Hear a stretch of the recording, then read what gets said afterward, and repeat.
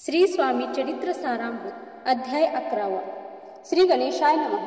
मागले अध्यायी वर्णिले बाळप्पा मुरगोडी आले, पुण्यस्थानी राहिले 3 रात्री आनंदे।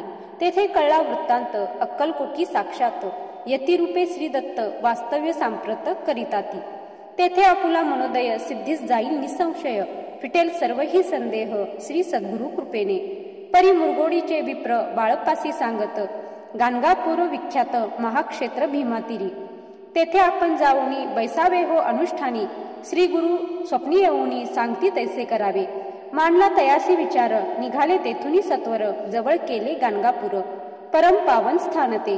कामना धरोनी चित्ती सेवेकरी सेवा करीती, जेथे वाहे भीमा नदी स्नान करती भक्तजन। पुत्र कामना धरोनी चित्ती आराधिती नरसिंह सरस्वती, दरिद्री धन इच्छिती रोगीजन आरोग्य। कोणी घालती प्रदक्षिणा, कोणी ब्राह्मण भोजना, कोणी करीती गंगा स्नाना, कोणी घालती नमस्कार।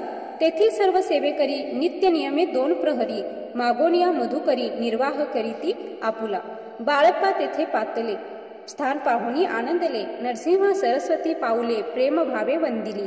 प्रातःकाळी उठोनी संगमावरी स्नान करोनी, जप ध्यान आटपोनी मागुनी येती गावात।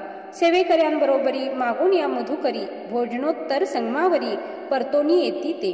मध्यान्ह स्नान करोनी पुन्हा बैसली जपध्यानी, असता जाता वासरमणी संध्या स्नान करावे। करोनी या संध्यावंदन जप आणि नामस्मरण, रात्र पडता परतोन ग्रामा माझी येती ते। बाळप्पा ते गृहस्थाश्रमी, संतती संपत्ती सर्व सदनी, परान्न ठावे नसे स्वप्नी सांप्रत भिक्षा मागती। सद्गुरु प्राप्ती करिता सोडून गृह सुतकांता, शीतोष्णाची पर्वा न करिता आनंद वृत्ती राहती। पंचपक्वान्ने सेविती घरी, येथे मागती मधुकरी, मिळती कोरड्या भाकरी उदरपूर्ती न होय। शीतोष्णाचा होय त्रास, अर्धपोटी उपवास, परितयांचे मानस कदा उदास नव्हेची।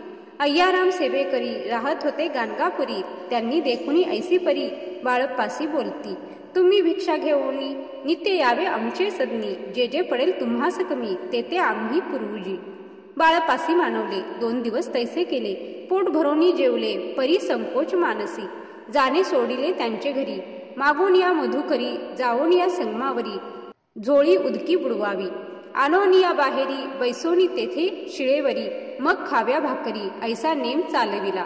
ऐसे लोटले काही दिवस, सर्व शरीर झाले कृश। निशिदिनी चिंता चित्तास सद्गुरु प्राप्तीची लागली। घरदार सोडिले, वनिता पुत्रा त्यागिले, अतितर कष्ट सोशिले, सद्गुरु कृपा नव्हेची। ही नापुले प्राक्तन भोग भोगवी दारुण, पहावे सद्गुरु चरण ऐसे पुण्य नसेची। ऐसे विचार निशिदिनी येती बाळप्पाचे मनी, तथापि कष्ट सोसोनी नित्य नेम चालविला। 1 मास होता निश्चिती, स्वप्नी 3 यती मूर्ती, एवोनिया दर्शन देती बाळप्पा चित्ती सुखावे। 15 दिवस गेल्यावरी, निद्रिस्त असता एके रात्री, एक ब्राह्मण स्वप्नाभितरी एवोनिया आज्ञापी। अक्कलकोटी श्री दत्त स्वामी रूपे नांदत, तेथे जाऊनी त्वरित कार्य इच्छित साधावे। पाहून या ऐसे स्वप्न मनी पावले समाधान, म्हणती केले कष्ट दारुण त्याचे फळ मिळेल की। अक्कलकोटी त्वरित जावयाचा विचार करीत, तव तयासी एक पत्र शय्येखाली सापडले। त्यात लिहिली 1 ओळी, करू नये उतावळी।